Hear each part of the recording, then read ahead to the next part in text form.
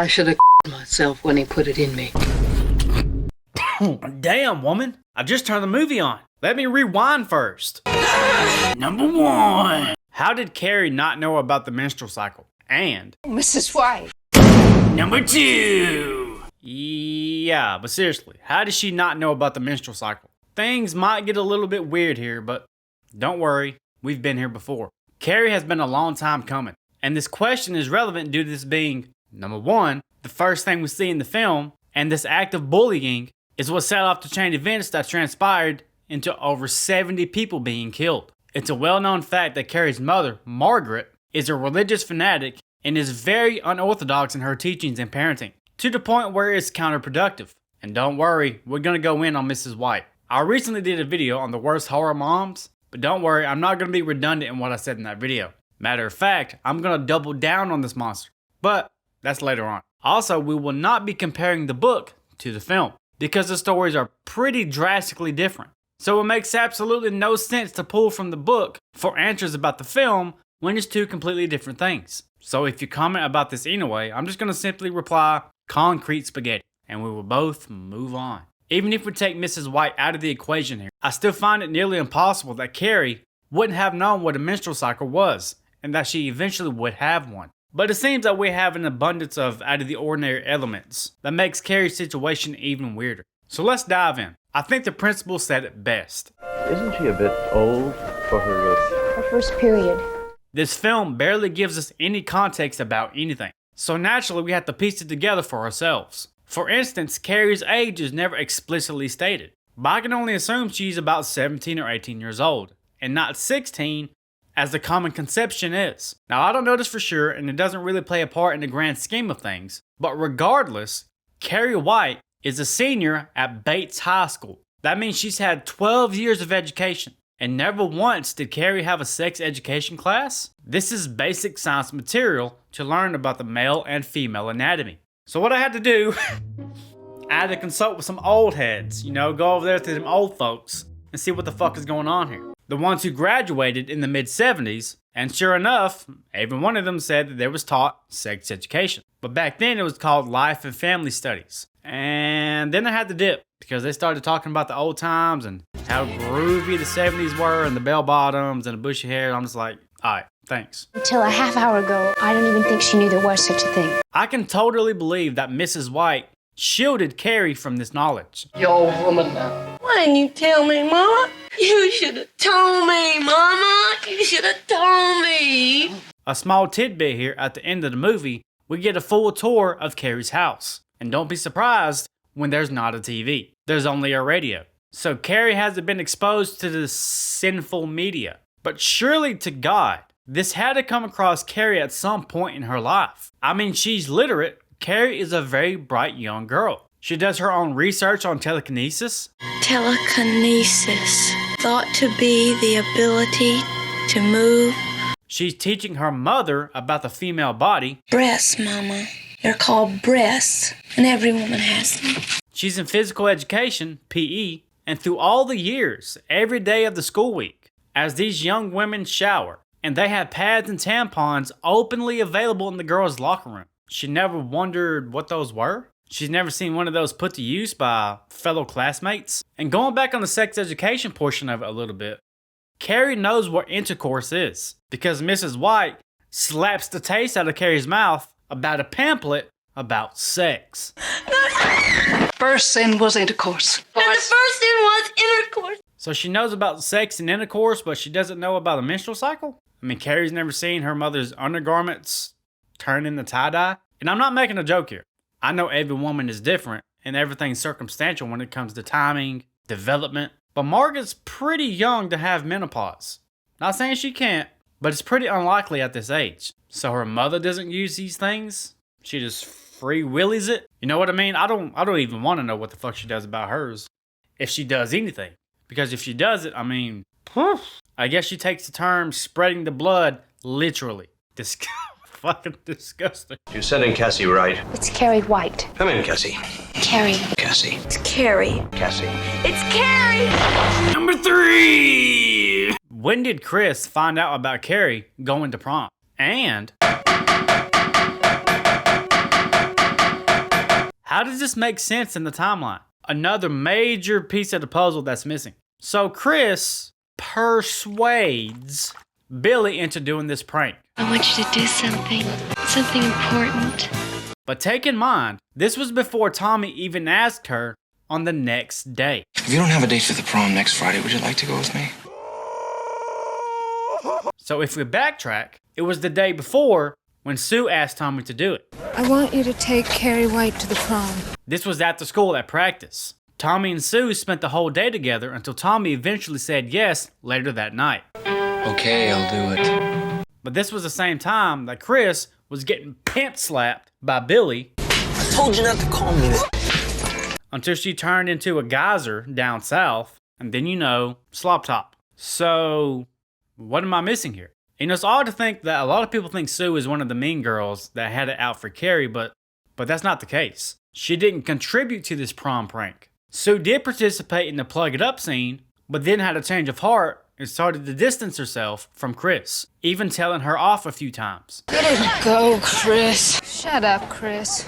Just shut up. And we never see them reconcile. Sue didn't even know about the prank. Hence why she was so shocked when she found the rope at the end of the movie, but it was too late. Considering this was a school day, there's maybe a 6 to 10 hour window that Chris could have found out. Because she had to find out that same day, because again, she asked Billy to do it on the same day, just mere hours after Sue asked Tommy the first time. While they was at the after school practice, after school hours. And if they don't rock with each other no more, you know what I mean? I don't think Tommy would be responsible, because Tommy isn't even in the friend group of Billy. Matter of fact, Billy and Tommy never even share a scene together. They have no dialogue, no conversation, no interaction, nothing. So I don't know. It's a mystery. Now, naturally, she was going to find out. She had plenty of time to find out. This news was going to spread like wildfire. And of course, it does. Did you hear about Tommy Ross taking Carrie White to the prom? Tommy taking Carrie to the prom. But that's not what's in question. What the question is how did she find out that Carrie was even going to prom? Much less with Tommy, the big sports star, just a few hours after Sue had asked Tommy, before he even said yes. I remember my prom. The captain of the basketball team. And he was 7 inches. Wait, what?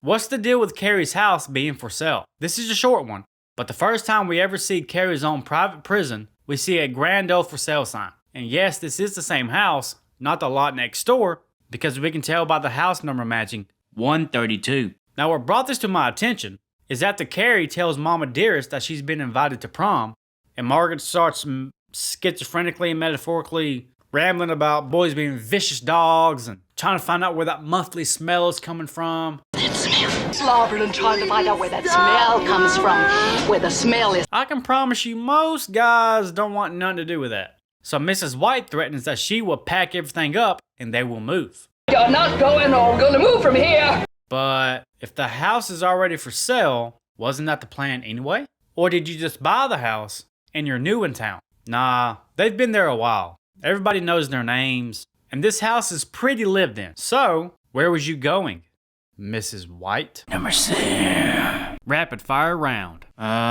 This is not the same car. Wait a minute. Are these hands I see? I don't know if you noticed, but back in the day, in the old trailers, they spelled Stephen King's name wrong.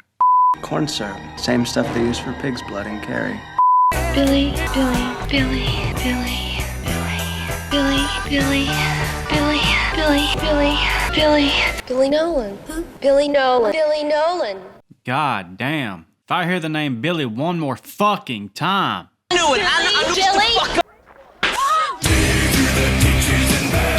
So we're not going to talk about Chris just trying to straight up murder Carrie. It's no secret, Chris has issues. Now I know this bitch is a bully, but there's a difference between a bully in general and having it out for somebody. Chris's behavior is quite disturbing if you break it down. She willingly dates a drunk who beats her, and she kind of gets into it. Yeah. But then she is physically and verbally abused by Miss Collins. You can choke on it for all I care. Just get it out of your mouth.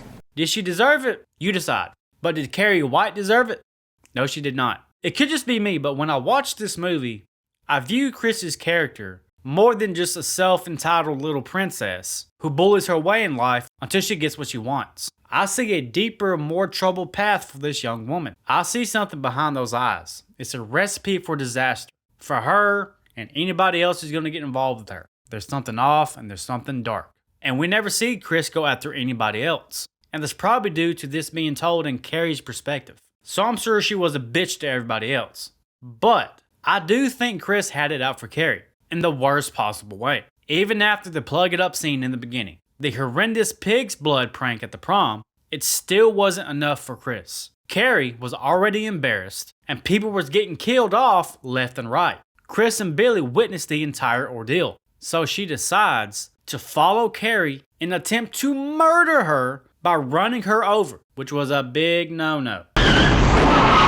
What was the thought process here? If not going to blame Chris for being just purely blood-driven on killing Carrie from the beginning, or at least harming her as much as possible that she can get away with, did she discover that Carrie had powers? And if so, what makes you think it was a good idea to go after this girl when she just killed 70 people in the gym, using her mind to electrocute, drown, and burn these students to death, and yet you're still going after her? What then? You tell all of it to the cops? They're not going to believe that shit. They're going to put you in a straitjacket. They're going to say it's some kind of freak accident. They got locked in the gym and they burned to death. No one in this film knows Carrie has powers, except for her and her mother. But imagine this. What if Chris didn't know that Carrie was responsible for all of that? When they looked through the window, they just saw chaos unfolding. Carrie just sitting there standing still in shock. What gave them the indication that Carrie could do any of that? So Carrie didn't die in the fire. She's the only one that made it out. So Chris was going to make sure that this girl is dead by the end of the night, no matter the circumstances. So let me ask you now that we talked about this from two different perspectives, whether Chris knew or not. Chris is a very disturbed individual, not just a bully. She had it out for Carrie in the worst way, but I am certain that even if Carrie wasn't involved in her life, somebody else was going to be fucked. Does Mrs. White actually understand Christianity? Or It might be terrific. You might have a really good time. is she preaching a homemade version of it? Small disclaimer here, I'm the last person you want to talk to about religion. I mean, I'm no idiot. I dove into that pretty heavy in my younger days. So for this topic, I went and talked to some avid churchgoers to aid me on my research about this, about Margaret White's very odd and bizarre and contradicting belief. So just note, this isn't about the religion itself. It's about the misuse of it and the way Margaret twists it. So if I say something that isn't down to a T, let's just move on. I'm not here to debate or get into the fine print of any religion, much less Christianity. We don't do that here. So let's begin. When I was younger and I used to watch this film, one thing that always stuck with me is that even though Mrs. White is a Christian fanatic, they never go to church. And that's despite Mrs. White's unmatched devotion of trying to spread her gospel, going door to door to preach what she believed. It wasn't until I got older where I understood the kind of manipulation and severe isolation she would use on poor Carrie. And all that came from the power and the fear of this religion. And then came the oddities that stuck out to me like a sore thumb. For instance, the strangest thing is this infamous statue they worship in the prayer closet. A lot of people pass off this little detail that this isn't Jesus. It's actually Saint Sebastian. And it's odd that Saint Sebastian would be shown crucified because normally he is seen bound to a tree and shot with multiple arrows. And this is sort of an issue because to fit Mrs. White into a particular religious branch, she seems to be closest to an extreme Protestant fundamentalist. Given her morbid obsession with sin, her vision and conception of God is very harsh and strict. She basically leaves no room for grace at all. It's therefore improbable that she would have any kind of religious ornament in her house because that doesn't jive with that specific branch of religion. Something as small as a crucifix or a simple picture of Christ would be abnormal. She will look at them like she's crossing into idol territory, let alone a crucifix, and then worshiping a shrine that isn't Jesus, but rather a saint, which goes into the whole thou shalt not worship any god before me kind of thing. This would be associated with more so of Catholic traditions, in which she would probably oppose. So either way doesn't make sense to her specific beliefs within the context we're given in the film, because you have two completely contradicting branches of religion. They don't coexist together. That's not how religion works. And she does worship Jesus. We can see many pictures and decorations and crucifixes in the house. But even if we ignore all of that, Margaret seems to live off pamphlets, like the one she reads to Carrie and then beats the shit out of her with. And poor Carrie might not even know the difference, or know any better, because she has an undying love for her mother. Even after being stabbed in the back, literally, she holds her mother until the very end. Carrie didn't know what the hell was going on in the world. She didn't know what the hell was going on in her religion, because everything is so scatterbrained. So if you're confused by this, let me dumb this down really small. Mrs. White passes out tracts and is vocal about hellfire and damnation should one reject the gospel of the Lord Jesus Christ, which would make her a Protestant fundamentalist. But the shrines and worshiping icons in her house point towards Roman Catholic. That can't happen. And the Saint Sebastian worship statue, instead of this being Jesus on the cross, would contradict them both. So it's safe to say Mrs. White was schizophrenically believing in a makeshift religion that she used to mold Carrie's life. Poor Carrie. 10. Just how freaky is Mrs. White? Get ready and strap in. I'm going to need you to keep up with this. Here we go. I've come to the conclusion that Margaret White is a masochist. If you don't know what that is, or what that means that pain, physical pain, turns her into a water faucet, if you know what I mean. Because during her time of death, she's kind of into it.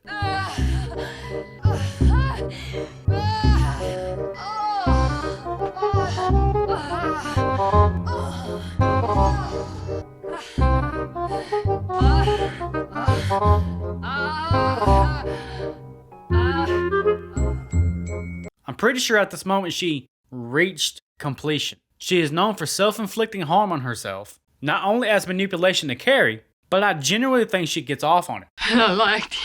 And plus, when she talks about her husband getting drunk and doing the dirty I liked it. I would really hate to see what this woman does behind closed doors. She also seems to be a sadist, as inflicting pain on Carrie is something that she also seems to get pleasure out of. First, it's just beating her with pamphlets for having a period, like she never had one, or she doesn't have one right now.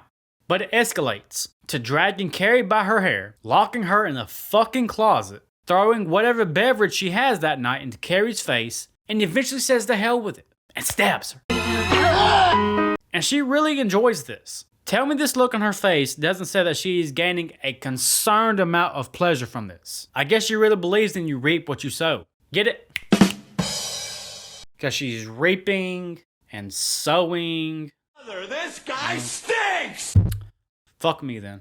Everything is dialed up to 11 with her. There's no in between. It's never, hey baby, you should probably not do that again. Let's go ask for forgiveness. You learned your lesson. It's always straight to, you're gonna burn in hell forever! Like, damn, Margaret, she had a period. Relax. She didn't summon a demon or some shit, you know? Calm down. And have you ever noticed that never once in this film does Mrs. White read from the Bible? She does per se in her own time. It's seen, referenced in some of the prayer scenes, but she never actually pulls it out and uses it to preach her gospel, aka her makeshift religion, or uses it as a source of correction whenever she creates a reason to beat the shit out of Carrie again. It's always those damn pamphlets. Like, where'd you even get those? In the back of some mom and pop store while they was, renovating and you had a bad day and you turn on some, Leonard Skinner? Well, she wouldn't do that because that's devil music. Damn. But alright, we've given this monster enough attention. R.I.P. Carrie, you was a real one.